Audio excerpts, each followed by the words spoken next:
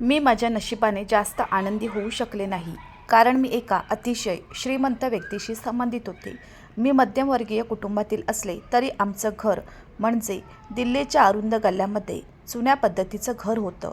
स्थानिक मॅचमेकर काकूंनी आईला सांगितले की तुमच्या मुलीचा फोटो पाहताच त्यांनी लगेच हो म्हटले आणि सांगितले की या मुलीला आमची सून बनवायची आहे. माझ्यावर विश्वास ठेवा. मला तुमच्या मुलीच्या नशिबाचा आणि आनंदाचा खूप अभिमान आहे. आजकाल असे भाग्य कुठे आहे?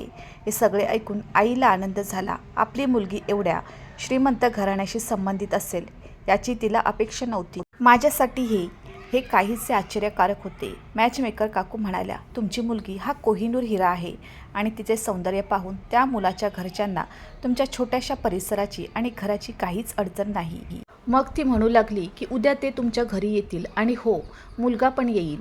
हे ऐकून माझे हृदय जोरात धडधडायला लागले. मला वाटलं की माझी आई यावर आक्षेप घेईल किंवा नातं नाकारेल, पण मला आश्चर्य वाटले जेव्हा आई म्हणाली, ठीक आहे, आमचा काही आक्षेप नाही. पण मी खूप घाबरले होते. हे माझे पहिले आगामी नाते होते आणि मी पहिल्यांदाच कोणाच्या समोर बसायला घाबरले होते. ती नैसर्गिक गोष्ट आहे, त्यामुळे माझा सगळा आत्मविश्वास निघून गेला होता आणि मी थोडा मोठा आवाज ऐकूनही घाबरायची. मी फक्त विचार करत होते की उद्या मी त्या पाहुण्यांना कसे तोंड देऊ. आईने दुसऱ्या दिवशी दुपारी जवळच्या बाजारातून मला एक सुंदर नक्षीदार सूट विकत आणला. ती म्हणाली, ही लिंबू रंगाची जोडी घालून ये. हा रंग पाहुण्यांसमोर तुझ्यावर छान दिसेल. मग तिने मला सांगितले की पाहुण्यांसमोर काकूबाई वागण्याचा प्रयत्न करू नकोस. अरे, ते श्रीमंत प्रकारचे लोक आहेत, तेही फॅशनेबलही असणार. त्यामुळे तुझे केस मोकळे सोड. लिपस्टिक आणि कानातले जरूर घाल. दिवाळीला मी तुला दिले होते तेच घाल. ते परिधान केले पाहिजे. माझी आई मला काही घालण्याच्या मनस्थितीत होती. ज्या दिवशी पाहुणे येणार होते त्या दिवशी अस्वस्थतेमुळे माझे हातपाय सुजले होते. बाजारातील सर्वात महागड्या बेकरीमधून आईने वस्तू मागवल्या होत्या. माझी आई विधवा स्त्री होती. मला आणखी 2 बहिणी आणि एक लहान भाऊ होता जो फक्त 12 वर्षाचा होता. सर्व बहिणी आणि भावांमध्ये मी सर्वात मोठी होते. आईने संबंधितांना स्पष्टपणे सांगितले होते, ती आपल्या मुलीला हुंड्यात 2 पेक्षा जास्त कपडे देऊ शकत नाही. मुलगा सामान्य दिसायला हवा आणि मुलीला सन्मानाने खाऊ घालेल इतके कमावले पाहिजे. माझी दुसरी कोणतीही मागणी नाही. फक्त त्यांना सांग की ते हुंडा देऊ शकणार नाहीत. पण माझ्या नशिबात कदाचित वेगळंच काही लिहिलं होतं. माझे पहिले नाते खूप श्रीमंत घरातून आले होते. पाहुणे येण्याआधी आमच्या घरात सर्व काही तयार होते, पण घरी पोचल्यावर मुलगा खूप अस्वस्थ झाला. कदाचित आमचा जुना परिसर आणि छोटे छोटे रस्ते पाहून त्याला या सगळ्याचं वाईट वाटलं असेल. तो एका आलिशान बंगल्यातून आला होता. तो एका मोठ्या गाडीने आला होता. त्याची मोठी गाडी या अरुंद गल्ल्यातून कशी जाऊ शकेल? त्याला गाडी आणण्यातही खूप अडचणी आल्या असतील. त्यामुळेच त्याचा मूड खराब झाला असावा. साहजिकच अशा भागात येणे सोपे काम नाही. मला आश्चर्य वाटले की त्याच्या वर्गात एकही सुंदर मुलगी दिसली नाही का? त्याने ज्या मुलीवर हात ठेवला असता ती मुलगी त्याला मिळाली असती. मग माझी निवड का झाली? लहान भाऊ माझ्या खोलीत आला आणि मला म्हणाला की दीदी, मुलाचा चेहरा पडलेला आहे. त्याला जबरदस्तीने तुझ्यासोबत आणले आहे असे दिसते. दीदी, कठीण आहे बाबा. मी त्याच्याकडे पाहिलं. मी म्हणाले, निघ इथून. तुला लाज नाही वाटत तुझ्या बहिणींशी असं बोलायला? तो खोलीतून बाहेर पडला. काही वेळाने आई घाबरून खोलीत आली. तिने मला सांगितले की ते जास्त काळ राहायला तयार नाही. ते म्हणतात, फक्त मुलगी दाखवा. मी त्यांच्यासमोर सर्व गोष्टी व्यवस्थित केल्या आहेत. मी चहा देखील ठेवला आहे. खोलीत जाताना आईने मला सर्व काही समजावून सांगितले होते. मी जाऊन सोफ्यावर बसले. फक्त 3 लोक होते. एक माझ्या आईच्या वयाची स्त्री होती. तिने पिंक कलरची साडी घातली होती. ड्रॉइंग रूममध्ये पंख्यासह एअर कूलर चालू असतानाही त्याला घाम फुटला होता. त्यांच्यामध्ये एक तरुण मुलगी होती जी खोलीचा आढावा घेत होती आणि तिसरा एक तरुण मुलगा होता जो अगदी दिसायला चांगला होता. रंगही गडद होता. नयन नक्ष देखील चांगले होते, पण त्याची कपडे घालण्याची पद्धत चांगली होती. त्याने ब्रँडेड कपडे घातले होते आणि शर्टची वरची बटणे उघडून पंख्यामधून हवा घेण्याचा प्रयत्न करत होता. त्यांच्या दिसण्यावरून त्यांना कंटाळा आला होता, पण ते तिघेही मला पाहून डोळे मिचकवायला विसरले होते. त्या 2 बायकांच्या नजरेने मला जराही त्रास झाला नाही, पण त्या मुलाची नजर माझ्यावर स्थिरावलेली पाहून मी घाबरले. जणू शर्मेने माझे डोळे जमिनीवरच अडकले होते. मी उठून तिथून बाहेर जाणार होते. आता आईने मला चहा घ्यायला सांगितल्यावर ती बाई म्हणाली, नाही, आधीच खूप गरमी आहे, आम्ही चहा पिणार नाही. तुम्ही फक्त सरबत बनवलं आहे ते पुरे आहे. आईने ऑर्डर केलेल्या महागड्या बेकरीच्या वस्तू आणि समोसे यांना त्यांनी हातही लावला नव्हता. ती म्हणाली, मला तुमची मुलगी खूप आवडली आहे असे म्हणत गुलाबी रंगाची साडी घातलेली ती बाई माझ्याजवळ येऊन बसली. फक्त माझे नाव विचारले आणि माझ्याबद्दल काहीच जाणून घेण्याचा प्रयत्न केला नाही. तिने पर्समधून अंगठी काढली आणि माझ्या हातावर ठेवली. मी गोंधळून बघू लागले. हे असे कुठे घडते? आधी ते मुलीला बघायला येतात, मग प्रकरण फायनल होतं आणि त्यानंतरच मॅच मेकिंग सोहळा होतो. पण या महिलेच्या तळहातावर मोहरी होती. ती म्हणाली की हे नाते आमच्या बाजूने पक्के झाले आहे आणि ज्या व्यक्तीने हे नाते जुळवले तिने आम्हाला सांगितले होते की तुम्हा लोकांनाही या नात्याला आक्षेप नाही. माझी आई आनंदी होती. जणू तिने सर्व बाबी ठरवल्या होत्या. आई म्हणाली, ताईसाहेब, आमचाही काही आक्षेप नाही. मी आश्चर्याने आईकडे पाहू लागले. त्या मुलाची काहीतरी चौकशी करायला हवी होती. ती बाई म्हणाली, हे बघा, आम्हाला लग्नाची घाई आहे, पण आम्हाला जास्त धूमधडाक्यात लग्न करायचे नाही. त्यामुळे 15 दिवसांनी फक्त 10-12 लोक येऊन तुमच्या मुलीचे लग्न करतील. तिला आमची सून बनवून आमच्या घरी घेऊन जातील. आणि हो, असं म्हणत त्या बाईने तिच्या पर्समधून नोटांचे एक मोठे बंडल काढलं आणि माझ्या आईला दिलं. ती म्हणाली, लग्नात खाण्यापिण्याची जी काही व्यवस्था करायची आहे ती मी लगेच देईन. आमच्या पाहुण्यांचा भार तुमच्यावर पडू नये असे मला वाटते. मग ती म्हणाली, ताई, आम्ही दुसऱ्या देशात राहतो. वर्षातून 2-3 महिनेच दिल्लीत येतो. त्यामुळे लग्नानंतर तुमची मुलगीही आमच्यासोबत अमेरिकेला जाईल. हे ऐकून आईचे डोळे पाणावले. ती इतकी आनंदी होती की तिला काय बोलावे ते समजेना. क्षणभर मलाही माझ्या सौभाग्याचा अभिमान वाटू लागला. लग्नाच्या दिवशीही माझ्या लग्नाचा पोशाख 10 लाख रुपयापेक्षा कमी नव्हता, जो माझ्या सासरच्या मंडळींकडून आला होता. मी निघाले तेव्हा वस्तीतील लोकांनी डोळ्यात पाणी आणून खिडक्या दार उघडले. ते माझ्याकडे बघत होते. मला स्वतःचा अभिमान वाटला. माझ्या नशिबाने मी आनंदाने हसत होते. माझे पती साधारण दिसायला असले तरी त्यांची संपत्ती त्यांच्या व्यक्तिमत्वाला उंचावण्यासाठी पुरेशी होती. मला त्याच्या गडद रंगाची किंवा त्याच्या कुरूप नवीन चेहऱ्याची कोणतीही अडचण नव्हती, कारण त्याच्याकडे अफाट संपत्ती होती. गाडी बंगल्यासमोर थांबली. इतका मोठा बंगला मी स्वप्नातही पाहिला नव्हता. काही विधी झाल्यावर मला खोलीत नेण्यात आले. एवढी मोठी खोली होती आणि अतिशय सुंदर फर्निचरने सजलेली होती. काही वेळाने रोहन खोलीत आल्यावर मी व्यवस्थित बसले. तो माझ्यासमोर बसला आणि माझी स्तुती करू लागला. तो म्हणाला, जेव्हा मी तुझ्या घरी गेलो होतो तेव्हा खरं सांगू मला खूप वाईट वाटलं होतं की माझ्या आईने मला कुठे आणलं आहे. पण तुला पाहिल्यावर माझे बाण सुटले होते. रोहनच्या कंपनीत माझे काही दिवस छान जात होते, पण त्याच्या घरचे मार्ग शिकायला मला खूप वेळ लागला. माझ्या सासूने मला फॅन्सी साड्या घालण्याची परवानगी दिली, ज्या बहुतेक स्लीवलेस होत्या. माझ्यासाठी एक वैयक्तिक मोलकरीण देखील ठेवली होती, जी मला कसे चालणे आणि बसणे हे शिकवत होती. खरे तर मी खूप धार्मिक मुलगी होते. सकाळी उठून देवाची पूजा आरती करण्यात मजा यायची. पण इथे आल्यानंतर या सगळ्या गोष्टींची उणीव भासू लागली. रोहन म्हणाला, अमेरिकेतील या उच्चवर्गीय कुटुंबाशी आमचे नाते आहे आणि आम्हाला मिसळायचे आहे. तिथल्या राहण्याची आणि बसण्याची पद्धत खूप वेगळी आहे आणि मला असं वाटत नाही की जेव्हा तू माझ्यासोबत अमेरिकेत येशील तेव्हा तुला त्यांच्या शिष्टाचाराची कल्पना नसावी आणि मग मध्येच माझा अपमान होईल असे काही घडू नये. काटे चमच्याने खाणे, उंच टाचांच्या मॉडेलसारखे चालणे, या अशा पद्धती होत्या ज्यांचा त्यांना अभिमान होता. परंतु मला ते सर्व कृत्रिम वाटले. मी हे सर्व माझ्या नवऱ्याच्या आनंदासाठी करत होते. माझ्या सासूने मला ज्या साड्या नेसायला दिल्या होत्या त्या अतिशय फॅशनेबल होत्या. नेटच्या आणि मोठ्या खोलगट गळ्याच्या. त्या नेसताना मला लाज वाटायची. कधी मी साडीच्या पल्लूने कंबर लपवायचा प्रयत्न करायची तर कधी गळा लपवायचा प्रयत्न करायची. पण गळा इतका खोल असायचा की मला ते लपवणे कठीण होते. मी कधी हाफ स्लीव कुर्ताही घातला नाही. मी नेहमी पूर्ण कपडे घालायची. पण इथे हाफ स्लीव साडी आणि डीप नेकचे ब्लाऊज होते, ज्याच्यावर एक नेट साडी होती जी माझे शरीर कमी लपवत होती आणि जास्त शरीर दाखवत होती. 1 महिन्यानंतर मी माझ्या पतीसोबत अमेरिकेला निघून गेले. माझ्यासाठी आश्चर्याची गोष्ट म्हणजे माझ्या सासूबाई आणि नणंद माझ्यासोबत गेल्या नाहीत. माझ्यासोबत फक्त माझा नवरा गेला. तिथेही माझ्या नवऱ्याचे घर खूप मोठे होते. घरात नोकर उपस्थित होते. काही दिवस रोहन मला अमेरिकेच्या दौऱ्यावर घेऊन जात होते. मला खूप आनंद झाला. पण एक दिवस रोहन म्हणाला, माझ्या मैत्रिणींनी आमच्या लग्नासाठी पार्टी आयोजित केली आहे. हे ऐकून मलाही आनंद झाला. मी घालायला फॅन्सी गाऊन काढला तेव्हा रोहन म्हणाले, नाही सोड. त्याने माझ्यासाठी एक शॉपिंग बॅग उघडली. तेव्हा एक अतिशय खराब प्रकारचा मिनी स्कर्ट होता, जो मी पाहिला. मी हे घालू शकत नाही म्हटल्यावर तो माझ्याकडे आला आणि म्हणाला, शटअप दिव्या, तू दिल्लीच्या जुन्या भागात राहणारी गरीब मुलगी नाहीस. माझी पत्नी रोहन नाईकची पत्नी, एका व्यावसायिकाची पत्नी आहेस. मग तो म्हणाला, पटकन घाल. पहिल्यांदा घालताना लाज वाटेल, त्यानंतर मी तुला कुठे घेऊन जातो याची तुला सवय होईल.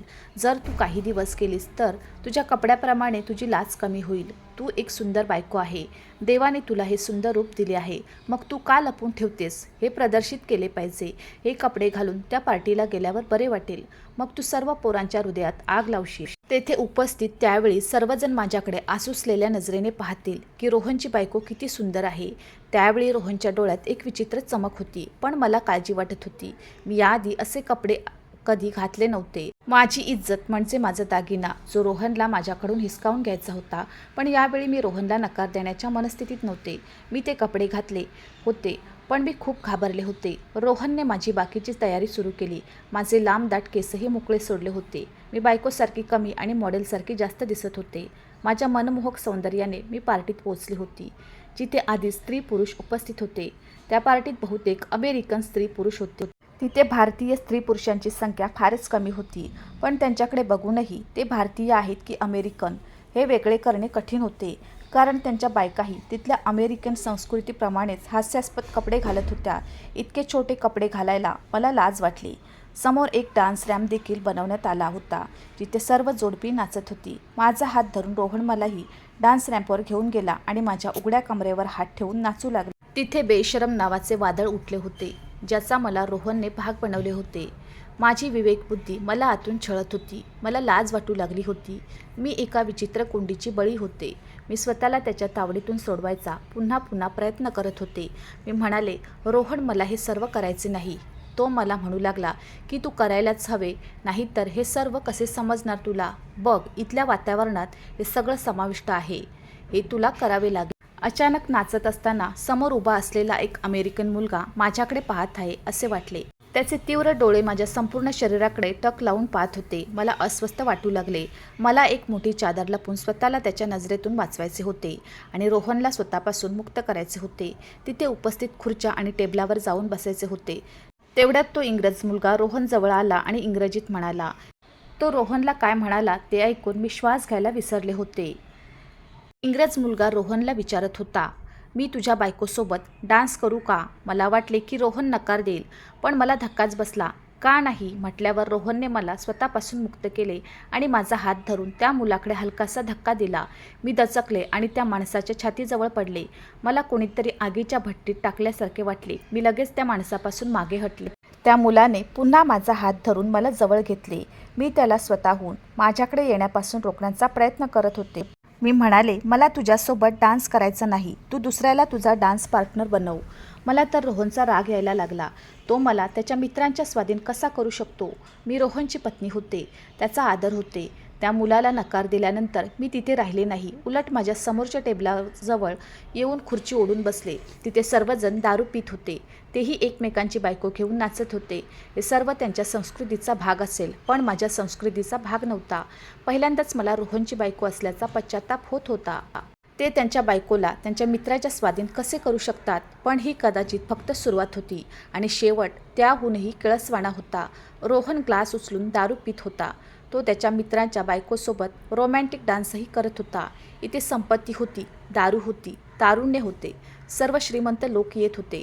पण इथे ना शालीनता, ना लाज, ना आपली भारतीय सभ्यता. हे सर्व पाहून इच्छा नसतानाही माझ्या डोळ्यातून अश्रू वाहू लागले. पण मग मला माझ्यावर कोणाची तरी टोचलेली नजर जाणवली. एवढा वेळ माझ्याकडे कोण पाहत आहे हे पाहण्यासाठी मी आजूबाजूला पाहू लागले. तेवढ्यात अचानक माझी नजर त्याच मुलावर पडली, जो माझ्यासोबत नाचण्यासाठी रोहनची परवानगी घेत होता. तो कोपऱ्यात शांतपणे उभा राहिला आणि ग्लासमध्ये दारू ओतत होता. तो गुरफटत होता आणि मग फक्त माझ्याकडे बघत होता. माझी नजर त्याच्यावर पडताच तो हसायला लागला. पण मी माझी भूमिका दुसरीकडे बदलली होती. काही वेळाने तो माझ्या टेबलाजवळ आला आणि मला बसण्याची परवानगी मागू लागला. पण मी त्याच्याकडे बघतही नव्हते. मी कपाळ दाबून माझा राग व्यक्त करत होते. पण तो हसून खुर्ची ओढून माझ्याजवळ बसला. तो मुलगा हिंदीत बोलू लागला. तेव्हा मला आश्चर्य वाटले. ते अधूनमधून हिंदीत बोलत होते, पण शब्द स्पष्ट होते. तो म्हणाला, तू भारतातून आली आहेस ना? मी म्हणाले, तुला कसं माहीत? तो म्हणाला, मला तुझा अभिमान वाटतो. भारतीय स्त्रिया इतर पुरुषांना मिठी मारणे वाईट मानतात, हे आपण पाहिले आहे. मी म्हटलं की वाईटाला वाईटच समजावं. मी ठरवले होते की आता मी रोहनला काही सांगणार नाही. तो मला माझ्या धर्मापासून आणि माझ्या सभ्यतेपासून दूर नेईल. लग्न झाल्यापासून मलाही आठवायला लागलं. मला वेळेवर देवाची पूजाही करता आली नाही. लग्न होऊन किती दिवस झाले माहीत नाही, पण किती दिवसापासून मी माझ्या देवासमोर बसून त्याची पूजा केली नाही. अशा प्रकारे मी माझ्या सभ्यतेपासून आणि माझ्या संस्कृतीपासून दूर गेले होते. तो मुलगा अजूनही माझ्याशी बोलतच होता की रोहन माझ्या टेबलाजवळ आला आणि म्हणाला, रोहन, मला तुझी बायको खूप आवडते. त्याचे म्हणणे ऐकून रोहनला खूप आनंद झाला. तो मुलगा माझ्या चेहऱ्यावर कौतुक करू लागला. कधी माझ्या डोळ्यांचा, कधी केसांचा, तर कधी माझ्या फिगरचा. त्याच्या तोंडून हे सर्व ऐकून मला राग यायला लागला, पण रोहन मात्र हसत होता. मुलगा म्हणाला, मला तुझ्या बायकोची एक गोष्ट खूप आवडते. मी तुला कधीतरी सांगेन. ती गोष्ट काय आहे? त्या माणसाचे बोलणे ऐकून माझे मन अस्वस्थ झाले. मी प्रार्थना करत होते की ही पार्टी लवकरात लवकर संपवावी आणि मी घरी परत जावे. आणि मग हे घडले. घरी आल्यावर मी रोहनला स्पष्टपणे सांगितले की मी पुन्हा अशा पार्टीला जाणार नाही आणि असे कपडे घालणार नाही. मी काही निर्लज्ज आणि मोकळेपणा प्रकारची मुलगी नाही. माझे बोलणे ऐकून रोहनला राग आला. तो म्हणाला, तुला काय म्हणायचे आहे? आणि त्यानंतर रोहनने मला जे सांगितले ते ऐकून मी अवाक झाले. तो म्हणाला, तुला 7 पडद्याआड लपवण्यासाठी मी तुझ्याशी लग्न केले नाही. तुझ्यासारख्या गरीब मुलीशी मी लग्न का केले? कारण तू खूप सुंदर आहे. मला तुझे सौंदर्य इतरांना दाखवायचे आहे. अर्ध्या कपड्यात माझी पत्नी लोकांच्या संवेदना किती उडवू शकते हे मला सर्वांना दाखवायचे आहे. तुला माहीत नाही का की एखाद्या स्त्रीने लहान कपडे घातले तर ती तितकी सुंदर दिसते. रोहनचे बोलणे ऐकून मला वाईट वाटले. मी रोहनला म्हणाले, मी तुझी इज्जत आहे. मी तुझी बायको आहे.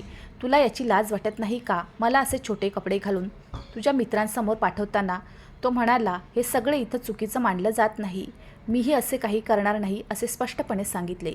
तो म्हणाला, मला वाटेल तेच तू करणार आहेस. समजलं? नाहीतर मी तुला ते सगळं करायला भाग पाडू शकतो. इथे कोण आहे तुला माझ्यापासून वाचवणारं? आता रोहनच्या बोलण्याने मला भीती वाटू लागली. रोहन झोपी गेल्यानंतर मी देवासमोर उभी राहिले आणि रडू लागले. माझ्या इज्जत आणि धर्माच्या रक्षणाची याचना करू लागले. मला या दलदलीत अडकायचे नव्हते. दुसऱ्या दिवशी मी माझे भारतीय कपडे काढले. जगाच्या फायद्यासाठी मी माझी इज्जत आणि धर्म बिघडवणार नाही असे ठरवले होते. रोहन अजून ऑफिसमधून परतला नव्हता. तेव्हा नोकराने मला सांगितले की रोहनच्या एका मित्राला तुला भेटायचे आहे. तो कोण आहे आणि त्याला मला का भेटायचे आहे हे माहीत नव्हते. मी म्हणाले की रोहन सध्या घरी नाही. नोकर म्हणाला, त्याला तुम्हाला भेटायचे आहे. मी म्हणाले, ठीक आहे, त्याला बोलव. मी माझ्या आजूबाजूला दुपट्टा व्यवस्थित केला आणि त्याला भेटायला स्वतः लॉनमध्ये येऊन बसले. तो तोच मुलगा होता जो मला त्या पार्टीत भेटला होता. तो अगदी धीटपणे आला आणि माझ्या समोरच्या सोफ्यावर बसला आणि डोक्यापासून पायापर्यंत अतिशय काळजीपूर्वक माझ्याकडे पाहू लागला. तो म्हणाला, तुम्ही पूर्णपणे भारतीय दिसत आहात. मी म्हटलं की मी भारतीय आहे, मग मी भारतीयच दिसेन ना. मग तो जोरात हसायला लागला. मी म्हणू लागले, मग भारतीय महिला आपल्यापासून काय लपवण्याचा प्रयत्न करतात? मी कठोर शब्दात बोलत होते. मी म्हणाले की आम्हा भारतीय स्त्रियांमध्ये हाच फरक आहे की त्या उघड्या कुजलेल्या फळांसारख्या नाहीत, ज्यावर कुणीही घाणेरड्या माशा वावरताना दिसतील. आमचे उदाहरण म्हणजे मौल्यवान खजिन्यासारखे आहे जे लपवून ठेवावे. रोहनला इथली संस्कृती अंगीकारण्याची आवड आहे, म्हणूनच त्याने जबरदस्ती केल्यावर मी ते कपडे घातले. नाहीतर माझा असा काही हेतू नव्हता. आणि आता मला पश्चाताप होत आहे की मी हे का केले आणि आता हे सर्व सोडण्याचा विचार केला आहे. कृपया मला सांगा, तुम्ही इथे का आला आहात? तो म्हणू लागला, रोहन ज्या कंपनीत नोकरी करतो मी तिथल्या साहेबांचा मुलगा आहे. मग तो म्हणाला की माझ्याकडे असलेल्या संपत्तीपैकी 1% रोहनकडे नाही. मला कळत नव्हते की तो मला हे सर्व का सांगत होता. मी म्हणाले, ह्याचा माझ्याशी काय संबंध आहे? तुमच्याकडे किती संपत्ती आहे? तुम्हाला कोणत्याही व्यवसायावर चर्चा करायची असेल तर तुम्ही ती रोहनशी करावी. आणि यावेळी रोहन घरी नाही. तो आल्यावर तुम्ही त्याला भेटा. तो माझ्याकडे आश्चर्याने पाहू लागला. तो म्हणाला, तू रोहनच्या संपत्तीने प्रभावित होऊन त्याच्याशी लग्न केले नाही का? मी म्हणाले, नाही. त्याने मला अमेरिकेऐवजी भारतात ठेवले असते तरी माझा काही आक्षेप नसता, पण मला आनंद झाला असता. मी तुमच्यासाठी चहा बनवते असं म्हणत मी स्वयंपाकघरात गेले. मी चहाची व्यवस्था करून टेबलावर ठेवताच रोहन आला. तो मुलगा आपल्या घरात पाहून त्याला आश्चर्य वाटले. मग मी चहा ठेवून मी तिथून निघाले होते. तो मुलगा आणि रोहन 2 तास एकत्र बसून अनेक गोष्टीवर बोलत होते. तो गेल्यावर रोहन खोलीत आला. तेव्हा त्याला खूप आनंद झाला. तो म्हणाला, आज खूप सुंदर आणि सेक्सी ड्रेस घालून तयार हो. डॅनीने आम्हाला त्याच्या घरी खास पार्टीसाठी आमंत्रित केले आहे. मी म्हणाले की मला असे कपडे आवडत नाही किंवा अशा कोणत्याही पार्ट्यांना मी जाणार नाही. मी काय म्हणत होते तोच रोहन रागाने माझ्याकडे आला आणि माझा हात धरून म्हणाला, माझ्या सभ्यतेचा गैरफायदा घेऊ नकोस. मी सांगतो तसे कर. मी पहिल्यांदाच रोहनची अशी बाजू पाहिली होती, पण हे निर्लज्ज कृत्य मी आता करू शकत नाही. मी वारंवार नकार दिल्याने त्याने मला ओढले आणि माझ्या तोंडावर चापट मारली. तो म्हणाला, तुला जे पाहिजे ते घाल, पण तू आज रात्री नक्की माझ्यासोबत जाशील. मी रडायला लागले, पण रोहनच्या आग्रहाला न जुमानता मी भारतीय पोशाख घालून त्याच्यासोबत पार्टीला गेले. मला पाहून तो मुलगा हसायला लागला. तो म्हणाला की भारतीय सौंदर्याने मला खूप प्रभावित केले आहे. मी भारतीय महिलेला पाहून वेडा होतो. मला त्या मुलाबद्दल तिरस्कार वाटत होता, कारण त्याच्या सांगण्यावरून रोहनने मला इथे आणले होते. रात्रीच्या जेवणानंतर त्या मुलाने माझ्याबद्दल रोहनला केलेली विनंती ऐकून मला धक्काच बसला. तो वाईफ स्वॅपिंग अर्थात बायका बदलण्यासाठी विचारत होता. माझे हृदय धडधडायला विसरले होते. अशी कोणती इच्छा त्या मुलाने व्यक्त केली होती आणि मला सर्वात मोठा धक्का बसला होता जेव्हा रोहनने आनंदाने त्याची विनंती मान्य केली आणि मग मला त्याच्या स्वाधीन केले आणि त्याच्या बायकोला सोबत घेऊन जाऊ लागला. त्याची पत्नीही आनंदाने रोहनला मिठी मारायला तयार होती. मी त्या माणसापासून स्वतःला सोडवायला सुरुवात केली आणि रोहनला शिव्या देऊ लागले. तर त्याने डॅनीच्या बायकोला सोबत घेतले होते. डॅनीने मला विचारले, तू का रडत आहेस? हे सर्व इथे एक सामान्य गोष्ट आहे. आम्ही सर्व मित्र मिळून हे करतो आणि आमच्या बायकाही या कामात खुश आहेत. हे सर्व करण्यास आनंदाने सहमत आहेत. मी म्हणाले की मी एक भारतीय मुलगी आहे आणि आपल्या देशात हे सर्व करणे पाप मानले जाते. आपण भारतीय स्त्री फक्त आपल्या पतीसाठी आहोत आणि फक्त त्यांच्याशी एकनिष्ठ राहतो. दुसऱ्या माणसाकडे बघताही येत नाही. डॅनी म्हणू लागला, पण भारतीय तर तुझा नवरा आहे आणि त्याने आमचं वातावरण आनंदाने स्वीकारलं आहे. तुम्ही पण करा. तो मला त्याच्या शेजारी असलेल्या खोलीत घेऊन जाऊ लागला, पण मी माझ्या सर्व शक्तीनिशी त्याला दूर ढकलले. मी म्हणाले, तू माझ्यासाठी परपुरुष आहेस. माझ्यापासून दूर राहा. समोरच्या छोट्याशा गोल टेबलावर दारूच्या बाटल्या, फळे, सुरी आणि प्लेट्स ठेवल्या होत्या. माझा सन्मान वाचवण्याचा हा एकमेव मार्ग होता. मी लगेच चाकू पकडला आणि माझी नस कापली.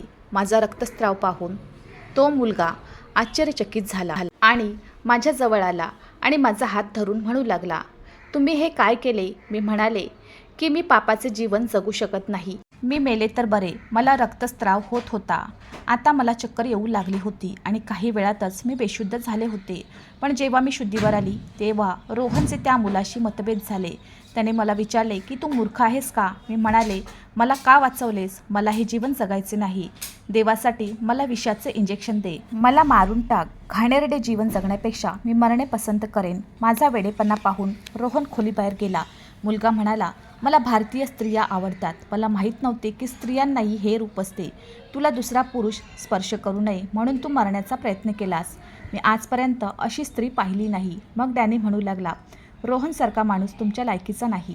मग तो म्हणाला, रोहनने तुला यासाठी आणले होते की तो त्याच्या प्रमोशनसाठी, स्वाक्षरी करण्यासाठी तो तुम्हाला पुरुषांच्या स्वाधीन करेल. इथे असेच घडते. जेव्हा आमच्या स्त्रिया इतरांचे बेड गरम करतात तेव्हा व्यावसायिक सौदे निश्चित होतात. तो म्हणाला, जेव्हा मी तुला पहिल्यांदा पाहिलं तेव्हा तू या स्कर्टमध्ये खूप घाबरली होतीस. तुझ्या सौंदर्याने मी प्रभावित झालो होतो. तुझा लाजाळूपणा पाहून मी प्रभावित झालो होतो. मग जेव्हा मी तुला तुझ्या घरी पूर्ण कपड्यात पाहिले तेव्हा मला तू आणखीनच आवडली होती. मला अशा स्त्रिया आवडतात. त्या माणसाने मला रोहनपासून घटस्फोट दिला आणि मला भारतात परत पाठवले. रोहनला घटस्फोट देण्यासाठी त्याने मला मागणी केलेली रक्कम दिली होती. त्यामुळे मला घटस्फोट देण्यास तो सहज राजी झाला. डॅनी नास्तिक होता. तो देवावर विश्वास ठेवत नव्हता, पण सद्गुण आणि दुर्गुण समजून घेत होता. आणि एक रोहन माणूस होता जो भारतीय असल्याने भारतीय संस्कृतीचा भंग करत होता आणि वाईफ स्वॅपिंगसारखे घाणेरडे काम करताना त्याला लाज वाटली नाही. माझे सगळे बोलणे ऐकून आई आता रडत होती की तिने फक्त नोटांची चमक बघूनच नातं ठरवलं होतं. त्या मुलाकडे संस्कार आहेत की नाही हे शोधण्याचा तिने प्रयत्नही केला नाही. आता मी शाळेत शिकवण्याची नोकरी पत्करली होती. काही महिनेच झाले होते आणि एके दिवशी मी शाळेतून घरी परत आले तेव्हा तोच अमेरिकन मुलगा माझ्यासमोर उभा होता. पण त्याला पाहून मला धक्काच बसला. मी म्हणाले, डॅनी तू? तो म्हणाला, डॅनी नाही, राम. मी हिंदू धर्म स्वीकारला आहे आणि मी मनापासून हिंदू झालो आहे. हे ऐकून मला खूप आनंद झाला. मग तो म्हणू लागला की मी हिंदू धर्माचा अभ्यास सुरू केला आहे आणि हा धर्म स्वीकारण्याची माझ्या मनात इच्छा होती. पण जेव्हा मी हिंदू धर्म स्वीकारला तेव्हा माझ्या पत्नीने मला सोडले आणि म्हणूनच मी परत भारतात आलो आहे, जेणेकरून भारतीय मुलीशी लग्न करून मी माझ्यासाठी असा जोडीदार निवडू शकेन जो फक्त माझ्याशी विश्वासू असेल, माझ्याशिवाय कोणाकडेही बघणार नाही. तू माझी जोडीदार होशील का? मला काय आक्षेप असू शकतो? मी खुशीने रामसोबत लग्न केले. राम मला त्याच्यासोबत अमेरिकेत घेऊन गेला आणि त्याने मला त्याची संस्कृती अंगीकारायला भाग पाडले नाही. तर मी माझी भारतीय संस्कृती स्वीकारली आणि रामही माझ्या रंगात रंगला होता. त्याचं माझ्यावर इतकं प्रेम आहे की मला इतका चांगला जीवनसाथी दिल्याबद्दल मी माझ्या देवाचे आभार मानत होते. आधुनिक काळाशी ताळमेळ राखण्यासाठी आपण आपली सभ्यता, संस्कृती आणि धर्म मागे टाकले पाहिजे का? तुमचे मत कमेंट बॉक्समध्ये कळवा. मित्रांनो, मला आशा आहे की तुम्हाला आमची कथा आवडली असेल तर व्हिडिओला लाईक करा. चॅनलवर नवीन असाल तर चॅनलला सबस्क्राईब करा आणि हो, नोटिफिकेशन बटन दाबा, जेणेकरून तुम्हाला पुढील अपडेट सर्वात आधी मिळतील. तुमचा मौल्यवान वेळ कथा ऐकण्यासाठी दिल्याबद्दल धन्यवाद. पुन्हा भेटू अशाच एका नवीन कथेसोबत.